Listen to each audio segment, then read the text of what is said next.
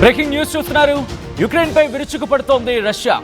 500 డ్రోన్లతో యుక్రెయిన్ పై రష్యా దాడికి పాల్పడింది. యుద్ధం మొదలైన తర్వాత ఇదే అతిపెద్ద డ్రోన్ దాడి. 20 మిసైళ్లను యుక్రెయిన్ పై ప్రయోగించింది రష్యా. మిడిల్ వెస్ట్ యుక్రెయిన్ కి సంబంధించి టార్గెట్ గా రష్యా దాడులకు పాల్పడుతోంది. రష్యా దాడుల్లో 12,000 మంది పౌరులు మృతి చెందారంటూ కూడా ఇప్పటివరకు యుక్రెయిన్ చెప్పుకొచ్చింది. మరి ముఖ్యంగా గత కొద్ది రోజులుగా యుక్రెయిన్ పై ప్రతీకార దాడులకు దిగుతోంది రష్యా. ఎందుకంటే ఇక్కడ యుక్రెయిన్ కూడా సాధారణంగా కామ్గా ఉండటం లేదు, కెలుకుతోంది రష్యాని. ఏ స్థాయిలో అంటే యుక్రెయిన్ తిరిగి ప్రతిదాడి చేసేలా ఓ పక్క శాంతి శాంతి శాంతి అంటూ శాంతి మంత్రాన్ని పఠిస్తూ ఉంటుంది, మరో పక్క వెళ్ళి యుక్రెయిన్ కెలుకుతూ ఉంటుంది. మరో పక్క వెళ్ళి రష్యాను కెలుకుతూ ఉంటుంది, రష్యా మీద దాడికి పాల్పడుతూ ఉంటుంది. ఇక్కడేమో శాంతి అంటుంది, మాటల్లో శాంతి మంత్రాన్ని పఠిస్తూ ఉంటాడు యుక్రెయిన్ అధ్యక్షుడు జెలెన్స్కీ. కానీ వెళ్ళి రష్యా మీద దాడికి పాల్పడుతూ ఉంటాడు. రష్యా మా మీద యుక్రెయిన్ దాడి చేసిందని చెప్పి ధృవీకరించిన తర్వాత యుక్రెయిన్ మీద రష్యా దాడికి పాల్పడింది. రష్యా మా మీద దాడికి పాల్పడింది చెప్పి జెలెన్స్కీ అన్న పరిస్థితి. ఆ తర్వాత కూడా మారిన పరిణామాలు బట్టి చూస్తే ఆ తర్వాత మళ్ళీ యుక్రెయిన్ దాడి చేసిందని చెప్పి రష్యా చెప్పుకొచ్చింది. ఇప్పుడు నిన్న మనం మాట్లాడుకున్నాం, యుక్రెయిన్ మా మీద దాడి చేసిందని చెప్పి రష్యా చెప్పింది. ఇప్పుడు మళ్ళీ యుక్రెయిన్ ఏమంటుంది, రష్యా మా మీద దాడికి పాల్పడింది. 500 డ్రోన్లను, ఒకటి కాదు రెండు కాదు, రిమెంబర్ 500 డ్రోన్లను మా మీద రష్యా ప్రయోగించిందని యుక్రెయిన్ చెప్పుకొచ్చింది. స్వయాన యుక్రెయిన్ చెప్పుకురావడం ఈ పరిస్థితికి అద్దం పడుతోంది. మరి ముఖ్యంగా కొద్ది రోజులుగా ఈ వ్యవహారం ఎక్కడా కూడా తెగటం లేదు, ఇంకా రోజు రోజుకి పతాక స్థాయికి చేరుతుందనే చెప్పుకోవాలి. యుక్రెయిన్పై 100 కొద్ది డ్రోన్లను ప్రయోగించింది రష్యా. యుద్ధం మొదలైన నాటి నుంచి ఇది అతిపెద్ద డ్రోన్ దాడిగా భావించడం జరిగిందంటే అర్థం చేసుకోవచ్చు. మరి ముఖ్యంగా ఎయిర్ డిఫెన్స్కి సంబంధించి వాయుసేన స్థావరాలను యుక్రెయిన్ దాడులు చేసిన తర్వాత రష్యాకు సంబంధించిన ఎయిర్ డిఫెన్స్ లొకేషన్స్ను టార్గెట్ చేసిన తర్వాత ప్రస్తుతం ప్రతి దాడులకు దిగింది రష్యా. ఈ నేపథ్యంలో మీరు చూడొచ్చు అక్కడ పరిస్థితి. This is disturbing content. Viewer discretion is advised. ఒకసారి ఆ విజువల్స్ చూద్దాం.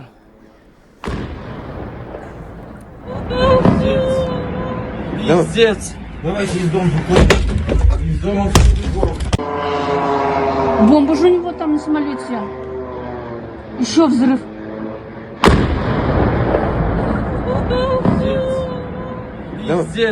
Давайте из дома. అక్కడ వాళ్ళు భయప్రాంతాలకు లోనైన విజువల్స్ మీరు చూడొచ్చు. డ్రోన్ అక్కడికి వెళ్ళి డ్రోన్ దాడి చేసిన తర్వాత ఒక్కసారిగా అక్కడ పెద్ద ఎత్తున మంటలు చెలరేగాయి, పెద్ద ఎత్తున శబ్దం అక్కడ వినిపించింది, పెద్ద ఎత్తున ప్రజలు భయాందోళనతో అక్కడి నుంచి పరుగులు పెడుతున్న విజువల్స్ మీరు చూస్తున్నారు. వాళ్ళ ఫోన్స్ లో ఈ విజువల్స్ ని రికార్డ్ చేశారు. అదిగో మీరు చూడొచ్చు. ఒకవేళ కుదిరితే కనుక రెడ్ సర్కిల్లో ఆ విజువల్ ని చూపించే ప్రయత్నం చేద్దాం. ఎందుకంటే డ్రోన్ వెళ్తున్న రెడ్ సర్కిల్ మనం ఫోకస్ చేయగలిగితే సో దట్ ఇంకా క్లియర్ గా ఉంటుంది. మీరు చూడొచ్చు, ఒక చిన్న విమానంలో వెళ్తూ ఉంటుంది విజువల్. అదిగో పైన చూడ ఒక చుక్కల మీకు అదే డ్రోన్, అది వెళ్ళి అక్కడ ఢీ కొట్టింది. ఇదే అతిపెద్ద డ్రోన్ దాడిగా చెప్పుకోవడం జరిగిందని అర్థం చేసుకోవచ్చు. రిమెంబర్, యుక్రెయిన్ రష్యా మీద అతిపెద్ద డ్రోన్ దాడికి పాల్పడిందని మాట్లాడుకున్నాం. ఇప్పుడు యుక్రెయిన్ పై రష్యా ఇంతవరకు జరిగిన డ్రోన్ దాడి, ఇంతవరకు జరపని డ్రోన్ దాడి, 500 డ్రోన్లను ప్రయోగించిందంటూ ప్రస్తుతం పెద్ద ఎత్తున చర్చ జరుగుతుందంటే అర్థం చేసుకోవచ్చు. ఇటు ఆ యుద్ధం, రెండు దేశాల మధ్య యుద్ధం ఏ స్థాయికి చేరుకుందనేది, మరి ముఖ్యంగా 20 మిసైళ్లను ఉపయోగించినట్టుగా ఇక్కడ మాట్లాడుకోవడం జరుగుతోంది. మరి ముఖ్యంగా మధ్య పశ్చిమ యుక్రెయిన్కు సంబంధించి వీటిని టార్గెట్ చేసుకుంది రష్యా అంటూ కూడా పెద్ద ఎత్తున చర్చ జరిగితే అర్థం చేసుకోవచ్చు. ఒక్కసారి అక్కడ విజువల్స్ చూద్దాం.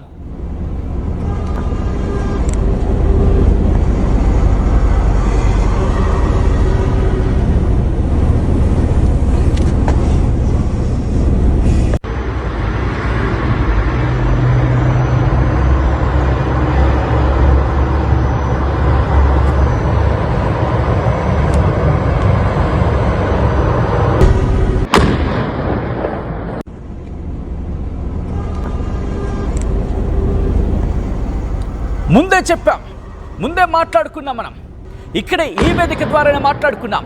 అమెరికా ఆల్రెడీ వార్నింగ్ ఇచ్చింది యుక్రెయిన్కి, రష్యా ప్రతి దాడికి దిగే అవకాశం ఉంది అంటూ కూడా. సో ఈ నేపథ్యంలోనే ఇది నేను చెప్తున్న కన్ఫర్మేషన్ కాదు, ఏకంగా యుక్రెయినే ఒప్పుకుంది.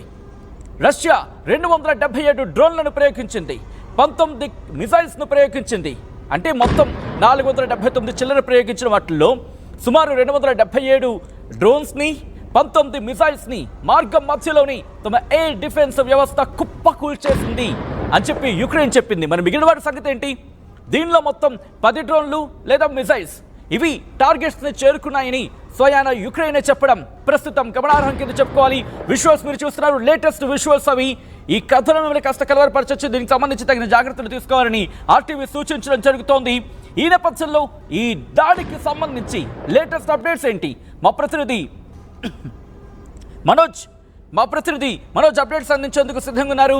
మనోజ్, రష్యా యుక్రెయిన్ మీద దాడికి పాల్పడింది, అతిపెద్ద దాడిగా చెప్పడం జరుగుతోంది ఇప్పటి వరకు. ఈ నేపథ్యంలో లేటెస్ట్ అప్డేట్స్ ఏంటి? ఈ దాడి ఇంకా కంటిన్యూ అయ్యే అవకాశం ఉందనుకోవాలా? రైట్, ఫస్ట్లీ రష్యా చేస్తున్నది దాడి కాదు, ఇస్తే ప్రతి దాడి. అంటే ఫస్ట్ నుంచి వాళ్ళు చెప్తున్నదే ప్రతి దాడిగా మేము మాత్రమే దాడులు చేస్తాం, కానీ మాకు ఏ సివిలియన్స్ ని హత్య చేయాలన్న లక్ష్యం లేదు, అటువంటి ఆలోచన లేదని చెప్పి రష్యా అధ్యక్షుడు పుతిన్ చెప్పాడు. ఇది పుతిన్ చెప్పడమే కాదు, ఏకంగా డొనాల్డ్ ట్రంప్ కూడా ఒక ట్వీట్ రూపంలో వెల్లడించారు. నేను రష్యా అధ్యక్షుడు పుతిన్ తో మాట్లాడుకొచ్చాను, ఆయన బదులు తీర్చుకుంటానని చెప్తున్నాడు. ఉక్రెయిన్ పైన ఎట్టి పరిస్థితుల్లో ఇప్పట్లో శాంతి వచ్చే అవకాశం లేదని చెప్తున్నాడు. బిఫోర్ మనం ఉక్రెయిన్ చేసేటువంటి ఇప్పుడు రష్యా చేసేటువంటి దాడి గురించి మాట్లాడుకుంటాం, కానీ అంతకంటే బిఫోర్ మనం రష్యా పైన ఉక్రెయిన్ చేసిన దాడి గురించి ఆలోచిస్తేనే కాస్త అక్కడ మనం ఆలోచించాలి, ప్రపంచ దేశాలు కూడా ఆలోచించాల్సిందే. చూడండి, 4300 కిలోమీటర్ల లోపలి వరకు ఉక్రెయిన్ తమ డ్రోన్లు పంపించగలిగింది. ఎలా సాధ్యమైంది?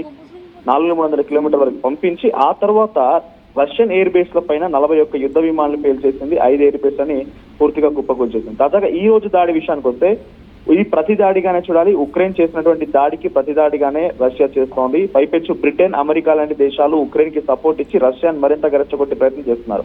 బ్రిటన్ మొన్న మధ్యనే ఇప్పటికే బ్రిటన్ యుక్రెయిన్ వైపు గా మేము ఉంటాం, $300 మిలియన్ ఖర్చు పెట్టి 30 ఏళ్ల పాటుగా మేము ఉక్రెయిన్ వెంటే ఉంటామని చెప్పి కీర్ స్టార్మర్ ప్రకటించిన ఒకటే అయితే, ఇటీవల కాలంలో రష్యా మరోసారి ఎప్పుడైతే ఉక్రెయిన్ పైన దాడి చేసిందో, ప్రతీకార దాడిగా రష్యా దాడి చేసిందో, బ్రిటన్ అధ్యక్షుడు కీర్ స్టార్మర్ మరోసారి కూడా 350 మిలియన్ పౌండ్ల రూపాయలని ఖర్చు చేసి 1,00,000 డ్రోన్లని ఉక్రెయిన్ కి అందిస్తాను, రష్యా పైన దాడి చేయడం కోసం, రష్యా దాడి చేసిన ఎదుర్కోవడం కోసం అందిస్తానని చెప్పి బ్రిటన్ అధ్యక్షుడు మరోసారి ఈ వ్యాఖ్యలు చేసి రష్యాని మరింతగా రెచ్చగొట్టే ప్రయత్నం చేశాడు. తాజాగా ఈ రోజు దాడిలో అటు పశ్చిమ మధ్య ఉక్రెయిన్ ప్రాంతాల్లో పెద్ద ఎత్తున దాడులు కొనసాగుతున్నాయి. సచిన్, మీకు గుర్తుంటే కనుక ఎప్పుడైతే రష్యా అధ్యక్షుడు ప్రయాణిస్తున్నటువంటి ఏరోప్లేన్ పైన ఇర్కుట్స్ అనేటువంటి ప్రాంతానికి ఆయన పర్యటనలో ఉన్న భాగంగా ఉక్రెయిన్ నుంచి ఒక డ్రోన్ ఏకంగా రష్యా అధ్యక్షుడిని టార్గెట్ చేసింది. ఆ తర్వాత 427 డ్రోన్లతోని పెద్ద ఎత్తున విరుచుకుపడింది రష్యా. అది దాన్నే పెద్ద దాడిగా అభివర్ణించింది ఉక్రెయిన్. 3 ఏళ్ల కాలంలో ఇదే అతిపెద్ద దాడి అని చెప్పి ఉక్రెయిన్ అభివర్ణించింది. కానీ ఇప్పుడు ఏకంగా 500 డ్రోన్లు 20 మిసైళ్లు ఒకేసారి 500 డ్రోన్ 20 మిసైళ్లు అంటే రష్యా పరిస్థితిని అర్థం చేసుకోవాలి. సో పుతిన్ ఏ మాత్రం తగ్గే ప్రసక్తి లేదు. ఇటీవల కాలంలో అటు యుఎస్ సంబంధించినటువంటి ఫార్వర్డ్ లుత్నిక్ ఒక మాట మాట్లాడుకొచ్చారు. సో తను ఏమని చెప్పాడంటే, యుఎస్ సంబంధించినటువంటి ఇండియా వర్సెస్ యుఎస్ ఇండియా అంటే యుఎస్ సంబంధించి కామర్స్ ట్రేడ్ లో కూడా ఆయన మాట్లాడుతూ రష్యా నుంచి ఇండియా కొనుగోలు చేస్తోంది, రష్యాకి సపోర్ట్ చేస్తోంది, రష్యాకి సపోర్ట్ ఉంది. At the same time Russian అధ్యక్షుడు ఏ మాత్రం కూడా వినని చెప్పి యుఎస్ సంబంధించిన అధికారులు చెప్తున్నారు. బ్రిటన్ కర్నల్ రిచర్డ్స్ అనేటువంటి ఒక వ్యక్తి ఒక మీడియా కాన్ఫరెన్స్ అటెండ్ చేస్తూ బ్రిటన్ సపోర్ట్ చేస్తానని చెప్పి చెప్తోంది యుక్రెయిన్ కి. కానీ రష్యా అధ్యక్షుడు మాత్రం ఇంటర్నేషనల్ లెవెల్లో ఎటువంటి చర్చలు పట్టించుకోవడం, ఆయన అమెరికా చెప్పినా బ్రిటన్ చెప్పినా ఎట్టి పరిస్థితుల్లో వినడు కూడా. ప్రాక్టికల్ న్యూక్లియర్ బాంబ్స్ ఉన్నాయి, డెఫినెట్ గా అది ప్రయోగించే అవకాశం ఉంది. ఆ తర్వాత బ్రిటన్ దాడి చేయొచ్చేమో, కానీ బ్రిటన్ కి సైతం డైరెక్ట్ గా రష్యాని యుద్ధ క్షేత్రంలో వెళ్ళిపోయి దిగి పోరాడేంతటువంటి ఒక స్టెమినా లేదు. ఫస్ట్ మనం ఎక్విప్మెంట్ రెడీ చేసుకోవాలి, రష్యా దగ్గర హైలీ ఎక్విప్డ్ ఉన్నాయని చెప్పి బ్రిటన్ ఎవరైతే యుక్రెయిన్ సపోర్ట్ చేస్తున్నారో బ్రిటన్ కల్నల్ ఒకరు చెప్పుకొచ్చారు, రిచర్డ్స్ అనే వ్యక్తి. ఈ రోజు దాడిలో సుమారుగా 500 డ్రోన్లు ప్రయోగిస్తారు. దాంట్లో కేవలం 250 డ్రోన్లు, 19 క్షిపణులు, అంటే ఆల్మోస్ట్ క్షిపణాన్ని కూడా అడ్డుకున్నారు, మిసైల్స్ అడ్డుకున్నారు, కానీ డ్రోన్లు మాత్రం అనుకున్న స్థాయిలో అడ్డుకోలేకపోయారు. కేవలం ఒక 250 డ్రోన్లు మాత్రం అడ్డుకున్నట్టుగా ఉక్రెయిన్ ప్రకటించింది. అంటే సుమారుగా మరొక 200 డ్రోన్లని ఉక్రెయిన్ లో పడినట్టుగా దీని ద్వారా అర్థమవుతుంది మనకి. సుమారుగా 1200 మంది సామాన్య ఉక్రెయిన్ వాసులు ప్రాణాలు కోల్పోయినట్టుగా తెలుస్తోంది. ఈ ప్రకటన కూడా ఉక్రెయిన్ చేస్తోంది. అంటే దీని ద్వారా ఉక్రెయిన్ ఏం చేయాలనుకుంటుందంటే తమ దగ్గర సామాన్యులను టార్గెట్ చేసి రష్యా దాడులు చేస్తోంది, సింపతి గెయిన్ చేయాలనేటువంటి ఒక ప్రయత్నంతో ఉక్రెయిన్ బహుశా ఉన్నట్టుంది. అందుకే కొన్ని అథెంటిక్ ఇన్ఫర్మేషన్ కాకుండా ఒక వేగ్ గా ఇన్ఫర్మేషన్ ఇస్తున్నట్టుగా అర్థమవుతుంది. కానీ రష్యా అధ్యక్షుడు ఏమంటున్నారు, కేవలం మేము టార్గెట్ చేసేదిలా సైనిక స్థావరాలే, మాకు ఎక్కడైతే టార్గెట్ చేసి మమ్మల్ని ఢీ కొట్టాలని లక్ష్యంతో ఉక్రెయిన్ ప్లాన్ చేస్తోందో ఆ ప్లాన్ మాత్రం మేము పసిగట్టి వాటి ప్రతీకార దాడితో తిప్పికొడుతున్నాం, కానీ ఎక్కడ సామాన్యుల పైన దాడి చేయాలని ఆలోచన మాకు లేదంటున్నారు. సో ప్రస్తుతానికి రష్యా ఇంకొక బిగ్గెస్ట్ ప్లాన్ కూడా చేసింది, ఫైనల్ కంక్లూడ్ చేస్తాను. సో రష్యా ప్లాన్ ఏంటంటే చైనా, అమెరికా ఇవి అతిపెద్ద నౌకదళాలన్నటువంటి ఒక దేశాలుగా పేరుంది. ఆ తర్వాతే చైనా వస్తుంది, రష్యా వస్తుంది. కానీ ఇక్కడ రష్యా ఏం చేస్తున్నారంటే 2050 కల్లా పూర్తిగా దాన్ని నెంబర్ 1 ప్లేస్ లోకి తీసుకొచ్చేందుకు ఒక వ్యూహరచన చేస్తున్నారు పుతిన్. సో దీని ద్వారా ఏమవుతుందంటే ఎవరైనా కూడా అమెరికా కూడా కొంత రష్యా పైన కొంత సవతి తల్లి ప్రేమ గానే లేకపోతే ఒక యాక్టింగ్ గానే చూడాలి, పూర్తిసారి ఫ్రెండ్షిప్ గా చెప్పలేం, యాక్టింగ్ గానే అమెరికా అధ్యక్షుడి యొక్క మాటలు కనబడుతున్నాయి. సో యుక్రెయిన్ అధ్యక్షుడు వచ్చేసి డైరెక్ట్ జెలెన్స్కీ రష్యా అధ్యక్షుడు పుతిన్ పైన దాడి చేస్తే పుతిన్ ని ఏకంగా పిచ్చిపడట్టు సంబోధించడం. గతంలో ఉక్రెయిన్ అధ్యక్షుడు ఈ రకంగా తిట్టాడు, కానీ ఉక్రెయిన్ అధ్యక్షుడు ఎప్పుడైతే సత్సంబంధాలు పెరిగాయో, అక్కడ లీజ్ అగ్రిమెంట్స్ కొనసాగాయో, ఆ లీజ్ అగ్రిమెంట్ తర్వాత ఉక్రెయిన్ పైన కొంత ప్రేమ చూపించడం, రష్యా పైన కొంత యాక్టింగ్ చేయడం లాంటివి మాత్రం కనబడుతున్న అర్థం చేసుకోవాలి. సో రేపటి రోజు నిజంగానే రష్యా కనుక ఈ స్థాయిలో మరింతగా దాడులకు రెచ్చిపోయి టాక్టికల్ న్యూక్లియర్ బాంబ్స్ కనుక ప్రయోగించాల్సి వస్తే అది 3వ ప్రపంచ యుద్ధానికి సంకేతంగానే భావించాలి. రైట్ మనోజ్, మొత్తంగా అయితే మాత్రం 1 కాదు 2 కాదు, ఏకంగా 500 డ్రోన్లతో విరుచుకుపడింది రష్యా యుక్రెయిన్ మీద. తన ప్రతి దాడికి సంబంధించి ఎలా ఉంటుందో యుక్రెయిన్ కు రుచి చూపించిందా అంటే అవుననే మాట వినిపిస్తోంది. మరి ముఖ్యంగా ఈసారి సరికొత్త వ్యూహంతో ముందుకు వెళ్ళాడు పుతిన్ అంటూ చర్చ జరుగుతోంది. ఈసారి వ్యూహాన్ని దెబ్బ కొట్టేందుకు ఎటువంటి పన్నాగం తాను పన్నిందో అటువంటి పన్నాగం కాదు, ఒక కొత్త వ్యూహంతో వెళ్ళాడంటూ పెద్ద ఎత్తున చర్చ జరుగుతుంటే అర్థం చేసుకోవచ్చు. మరి ముఖ్యంగా అదిగో ఆ లేటెస్ట్ విజువల్స్ మీరు చూస్తారా, ఒకసారి ఫుల్ ఫ్రంట్ వెళ్ళే ప్రయత్నం చేద్దాం. ఆ విజువల్ని అదిగో మీరు చూస్తారు కదా, రెడ్ సర్కిల్లో వెళుతోంది డ్రోన్. ఇది ఏకంగా 1 కాదు 2 కాదు, సుమారు 479 డ్రోన్స్ అంటూ కూడా లెక్కలు చెప్తున్నాయి. దాంతోపాటు మిసైల్స్ కి సంబంధించి కూడా. సో ఈ నేపథ్యంలోని దాదాపుగా ఇప్పుడు తన వ్యూహంతో ముందుకు వెళ్తున్న సందర్భం, ఈ నేపథ్యంలోని యుక్రెయిన్ మీద దాడికి పాల్పడింది రష్యా తన నేవీకి సంబంధించి సరికొత్త వ్యూహంతో వెళ్తోందంటూ కూడా దేశాధ్యక్షుడు పుతిన్ ఆమోదించినట్టు కథనాలు వస్తున్నట్టు అర్థం చేసుకోవచ్చు. ప్రపంచంలోని అత్యుత్తమ నేవీగా దాన్ని తీర్చిదిద్దేందుకు క్రెమ్లిన్ సిద్ధమవుతోంది. ఒకసారి విజువల్స్ మీరు చూస్తున్నారు ఆర్టీవీ స్క్రీన్ మీద.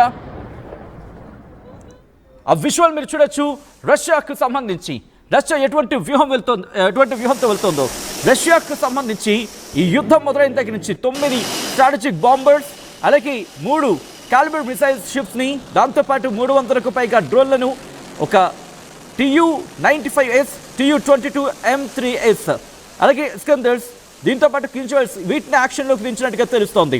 ఈ నేపథ్యంలోని ఇప్పుడు ఎటువంటి పరిస్థితులు దాపరించే అవకాశం ఉందనే అంశానికి సంబంధించి పెద్ద ఎత్తున చర్చ జరుగుతోంది. యుక్రెయిన్ ఇప్పుడు పెద్ద ఎత్తున ఈ దాడులకు ఎదుర్కొనే అవకాశం ఉంది. మరి ముఖ్యంగా ఇప్పుడు నేటో ఏం చేయబోతోంది, ఎందుకంటే మొదటి నుంచి దీని చుట్టూ తానే తిరుగుతోంది. నేటోకి వెళ్ళొద్దు, నేటోలకి ఇటు యుక్రెయిన్ని తీసుకోవని చెప్పి అమెరికా కావచ్చు ప్రపంచ దేశాలు హామీ ఇస్తే అప్పుడు ఆలోచిస్తారంటూ రష్యా చెప్తోంది. కానీ యుక్రెయిన్కి సంబంధించిన విషయంలో ఎక్కడా కూడా మాట తగ్గటం లేదు. మరి ముఖ్యంగా యుక్రెయిన్కి సంబంధించి ఆ విషయంలో ఎవరు కూడా మాట ముందుకు నడపడవటలేదు. ఒకసారి విజువల్స్ మీరు చూడొచ్చు. 500 డ్రోన్లకు సంబంధించి ఒక్కసారిగా దాడులకు తెగబడ్డాయంటే అక్కడ పరిస్థితి ఏ స్థాయిలోకి వెళ్ళిందనేది. ఇప్పుడు 9 స్ట్రాటజిక్ బాంబర్స్ని, అలాగే 3 కాలిబర్ మిసైల్ షిప్స్ని, 300కు పైగా డ్రోన్లను, Tu-95S, అధునాతనమైన Tu-22M3S, అలాగే ఇస్కండర్స్, కింజల్స్ని యాక్షన్లోకి దింపింది రష్యా అంటూ చర్చ జరుగుతుంటే అర్థం చేసుకోవచ్చు. అదిగో అవి ఆ ఫైటర్ జెట్స్ని రంగంలోకి దించింది, డ్రోన్స్లను వినియోగించింది, దీంతో పాటు మిసైల్స్ను ప్రయోగించింది, ఆ మిసైల్స్ని తీసుకువెళ్ళగల యుద్ధ విమానాలను సిద్ధం చేసుకుంది. ఒక్కసారిగా వీటన్నిటిని ఒక ప్రణాళికాబద్ధంగా ఒక వ్యూహంతో యుక్రెయిన్ మీద దాడికి పాల్పడింది. ఎప్పుడైతే దాడి చేస్తుందో మీరు చూడొచ్చు, కీలకమైన స్థావరాలకు సంబంధించి పూర్తిగా ఇబ్బందికర వాతావరణం గురైన తర్వాత నల్లటి పొగ కొన్ని కిలోమీటర్ల మీద వ్యాపించిందంటే అక్కడ ఏ స్థాయిలో ఇబ్బంది కలుగుంటుందో అర్థం చేసుకోవచ్చు. యుక్రెయిన్కి ఏ స్థాయిలో దెబ్బతీస్తుందో అర్థం చేసుకోవచ్చు. పూర్తిగా నల్లటి పొగ సో కొన్ని కిలోమీటర్ల మీద వ్యాపించిందంటే యుక్రెయిన్ గుండెకాయ మీద కొట్టింది, యుక్రెయిన్ గుండెల మీద బాంబుల్ని దించింది అనే చర్చ జరుగుతుందంటే అర్థం చేసుకోవచ్చు. ఒక్కసారి ఆ విజువల్స్ చూద్దాం.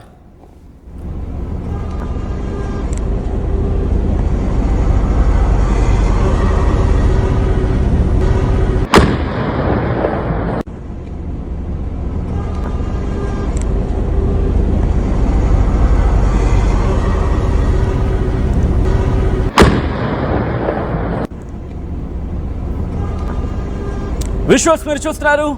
యుక్రెయిన్ ఇప్పుడు ఏం చేయబోతోంది? ఎందుకంటే 479 డ్రోన్లతో దాడులు చేసిన తర్వాత ఇప్పుడు యుక్రెయిన్ ఊరుకుంటుందా? ఇప్పటికే కొంత నేటో బలగాల నుంచి డైరెక్ట్గా కాకపోయినా ఆ దేశాలకు సంబంధించి సహకారం అందిస్తోందనే చర్చ జరుగుతున్న తరుణంలో ఇప్పుడు యుక్రెయిన్ చూస్తూ ఊరుకుంటుందా అనేది పెద్ద ఎత్తున చర్చ మొదలైంది. మరి ముఖ్యంగా రష్యా కంటిన్యూస్గా తన డ్రోన్లతో మిసైళ్లతో దాడులకు పాల్పడుతోంది, డిస్పైట్ డిక్లేరింగ్ అంటూ కూడా. ఎందుకంటే ఇప్పటికే ప్రపంచ దేశాలు ఎటువంటి ప్రెషర్ని పెడుతున్నాయో మనం చూసాం. మరి ముఖ్యంగా అమెరికా ఏంటంటోంది, ఇటు రెండు దేశాలు కూడా శాంతి చర్చలకు వెళ్ళాలి అంటూ చెప్తున్న పరిస్థితి. ఇటు అమెరికా రండి శాంతి చర్చలు జరుపుతామని చెప్తున్నప్పుడు రష్యా ఖండించింది. అక్కడ అమెరికాలో అయితే కుదరదంటూ చెప్పుకొచ్చాడు పుతిన్. ఈ నేపథ్యంలోని ఇప్పుడు టర్కీలో ఈ శాంతి చర్చలు జరగబోతున్నాయా? ఈ నెలాఖరులో శాంతి చర్చలు జరిగే అవకాశం ఉందా? ఈ ప్రశ్న మీకు నేను సంధిస్తున్నాను. ఈ ప్రశ్న మిమ్మల్ని అడుగుతున్నాను, మీరే చెప్పండి. జరిగే అవకాశం ఉందా? శాంతి చర్చలు జరిగే అవకాశం ఉందా? మరి ముఖ్యంగా కొన్ని ప్రాంతాలకు సంబంధించి, ఎందుకంటే ఏరియల్ అటాక్స్ గురించి మాట్లాడుకున్న సందర్భంలో తూర్పు అలాగే నార్త్ ఈస్టర్న్ స్టేట్స్కి సంబంధించి, అంటే ఈశాన్య రాష్ట్రాలు, తూర్పు అలాగే ఈశాన్య రాష్ట్రాలకు సంబంధించి దాదాపు 1000 కిలోమీటర్ల ఆ లైన్ నేపథ్యంలో యుక్రెయిన్కి సంబంధించిన ప్రదేశాల మీద రష్యా ప్రెషర్ పెడుతోంది, ఒత్తిడి తీసుకొచ్చేలా దాడులకు దిగుతోంది అనే చర్చ జోరందుకుంటోంది. ఈ నేపథ్యంలోనే ఇప్పుడు దాడులు తీవ్రతరమవుతున్నాయి. కీవ్ ఏం చేయబోతోంది? మాస్కో ఎటువంటి అడుగులు వేయబోతోంది? ఇటు రష్యన్ మినిస్ట్రీ ఆఫ్ డిఫెన్స్ ఏం చెప్తున్నాడంటే, రష్యా మినిస్ట్రీ ఆఫ్ డిఫెన్స్ చెబుతున్న మాట, కీవ్కి సంబంధించి ఆ దాడి డుబ్నో ఎయిర్ బేస్ మీద జరిగింది. అంటే డుబ్నో ఎయిర్ బేస్ మీద యుక్రెయిన్కి సంబంధించి డుబ్నో ఎయిర్ బేస్ మీద కొట్టాం. ఇక్కడ ఏదైతే యుక్రెయిన్ రష్యా మీద దెబ్బతీస్తుందో అటువంటి ఎయిర్ బేసెస్ మీద ఇప్పుడు రష్యా యుక్రెయిన్ మీద దెబ్బ కొట్టింది. ఇదే అంశాన్ని ధృవీకరిస్తున్నాడు, ఇన్ఫాక్ట్ ధృవీకరించడం జరుగుతోంది రష్యా డిఫెన్స్ రక్షణ శాఖ. ఒకసారి ఆ విజువల్స్ చూద్దాం, ఆ సైరన్స్ కి సంబంధించి.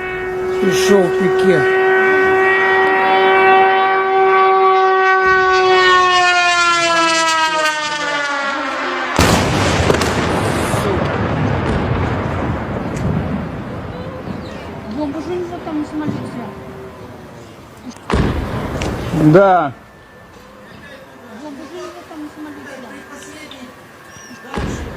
Ну, мабуть, там, де і ракета.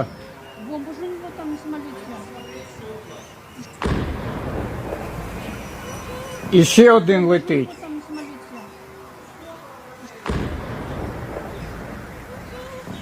Бомба же у него там на самолете.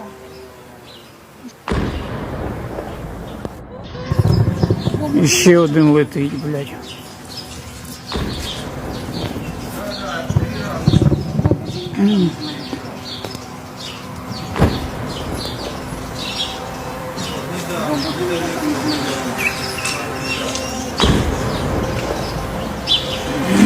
Сука.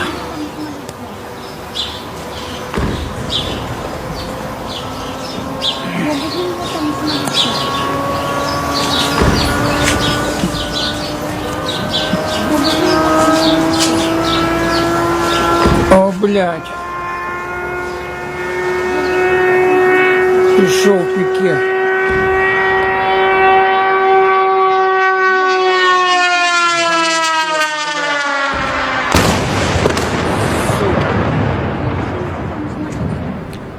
అదిగో ఈ విజువల్ మీరు చూసారు కదా. సరిగ్గా ఆ మిజైల్ కావచ్చు లేకపోతే ఆ డ్రోన్ కావచ్చు వచ్చే ముందు చిన్న సైరన్ వినిపిస్తుంది. ఆ చిన్న సైరన్ తర్వాత ఒక చిన్న ఆవగింజంత, మనం చూసినప్పుడు చిన్న ఆవగింజంతో లేకపోతే ఒక పురుగులాగు ఆ సైజులో మనకి దూరం నుంచి చూసినప్పుడు అలాగే ఉంది. ఆ సైరన్స్ వచ్చిన తర్వాత మీరు వినుంటే కీన్గా ఆ దాడి తీవ్రత, వాళ్ళు డ్రోన్లతో దాడికి దిగారు, యుక్రెయిన్ మీద రష్యా దాడులకు దిగింది, ప్రతి దాడి అంటూ కూడా మాట్లాడుకోవడం జరుగుతోంది. రిమెంబర్, ఇది అతిపెద్ద దాడి, పుతిన్ వ్యూహంలో అతిపెద్ద దాడి యుక్రెయిన్ మీద. ఇటు జెలెన్స్కీ నేతృత్వంలో రష్యా మీద యుక్రెయిన్ అతిపెద్ద దాడికి పాల్పడితే రోజుల వ్యవధిలోని దానికి అతిపెద్ద దాడిగా యుక్రెయిన్ మీద రష్యా దాడికి దిగింది. విజువల్స్ మీరు చూస్తున్నారు. ప్రస్తుతం ఆ దాడులు మాత్రం కొనసాగుతున్నాయి.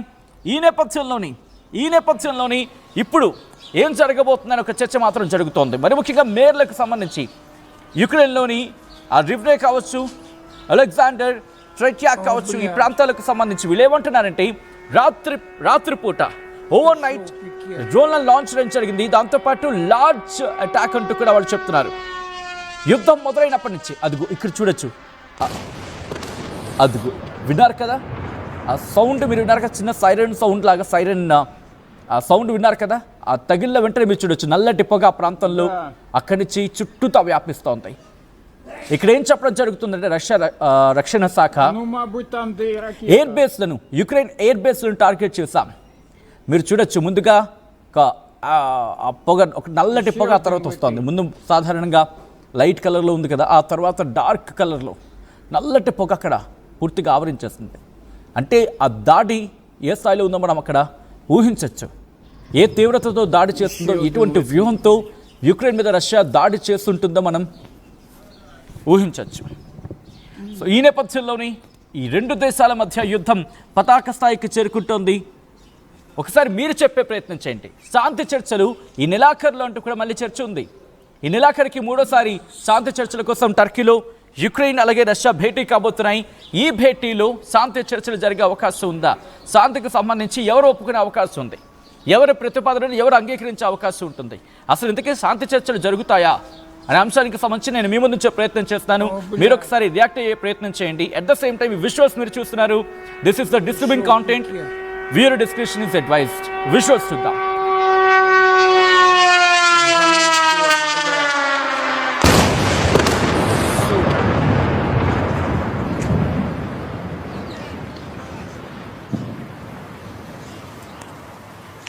Да.